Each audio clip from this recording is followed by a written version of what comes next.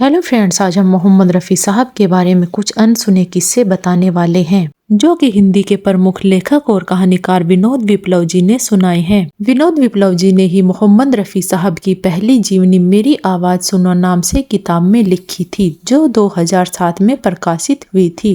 दरअसल इमरजेंसी के दौरान किशोर कुमार के कुछ गानों पर प्रतिबंध लगा दिया गया था, जिसके कारण किशोर कुमार के गीत आकाशवाणी पर बजने बंद हो गए थे और उस समय पर मोहम्मद रफ़ी साहब ने ही किशोर कुमार के गीतों से प्रतिबंध हटवाया था और जिसके बारे में उन्होंने किशोर कुमार को भनक तक भी नहीं लगने दी थी। जी हाँ, विनोद विप्लव जी के अनुसार इमरजेंसी के दौरान किशोर कुमार के गीतों पर प्रतिबंध लगा दिया गया था और मोहम्मद रफ़ी साहब के कारण ही वह प्रतिबंध हटाया गया था। दोस्तों, आप सभी जानते हैं मोहम्मद रफ़ी साहब कभी किसी की मदद करने से पीछे नहीं हटते थे और उनकी खास बात यह थी कि वह कभी अपनी मदद को किसी के सामने जाहिर नहीं करते थे। मोहम्मद रफ़ी साहब दान भी करते थे तो वह भी गुपचुप तरीके से। रफ़ी साहब कई लोगों की मदद किया करते थे, लेकिन मदद लेने वालों को खुद मालूम नहीं होता था कि यह मदद किसके द्वारा की गई है। ऐसा ही कुछ किशोरदा के साथ हुआ। रफ़ी साहब ने उनके गीतों से बैन हटवाया और किशोरदा को यह मालूम तक नहीं था कि यह बैन किसने हटवाया है।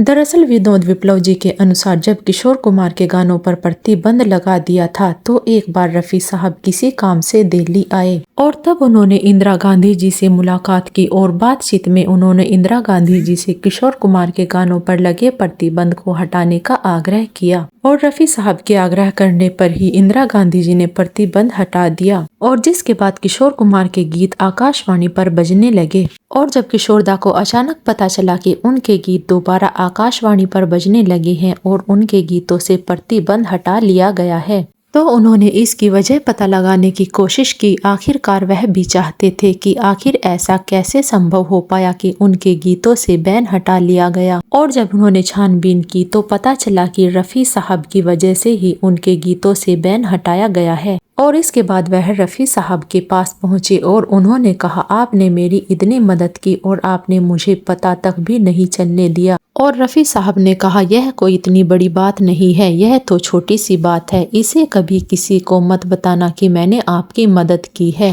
दोस्तों, समय पर तो किशोर कुमार ने किसी को यह बात नहीं बताई क्योंकि रफ़ी साहब ने उन्हें किसी को बताने से मना किया था। लेकिन रफ़ी साहब की मौत के बाद जब किशोर कुमार उनके पार्थिव शरीर के अंतिम दर्शन करने गए तो किशोर कुमार बहुत देर तक रफ़ी साहब के पैर पकड़कर रोते रहे। तब वही किशोर कुमार ने खुलासा करते हुए कहा था कि अब रफ़ी साहब नहीं रहे और उन्होंने रफ़ी साहब की कसम तोड़ते हुए कहा था। तब वही उन्होंने इस बात का खुलासा किया था और कहा था, अब रफ़ी साहब नहीं रहे, मैं उनकी दी कसम तोड़ते हुए बताता हूँ कि उन्होंने इस तरह से मेरी मदद की थी। ऐसी ही कुछ मदद रफ़ी साहब ने संगीतकार कमल राजस्थानी के संघर्ष के दिनों में की थी। संघर्ष के दिनों में कमल राजस्थानी एक निर्माता के पास पहुंचे और उनसे रिक्वेस्ट की कि वह उन्हें अपनी फिल्म में काम दे दें और निर्माता ने कमल राजस्थानी के सामने शर्त रख दी कि अगर रफ़ी साहब गीत को गाने के लिए तैयार हो जाए तो आपको काम पक्का मिल जाएगा।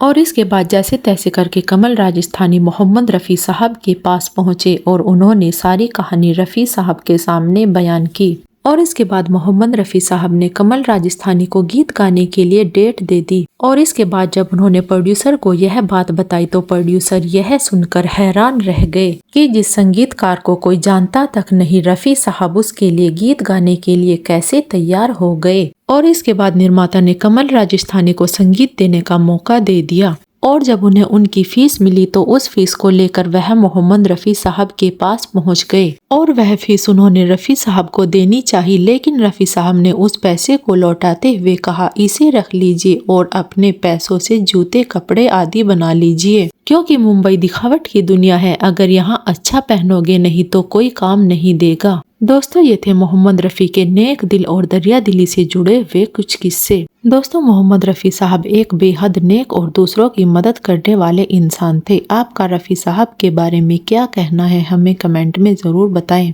और हमारी वीडियो को लाइक करें और चैनल को सब्सक्राइब करें। Thank you.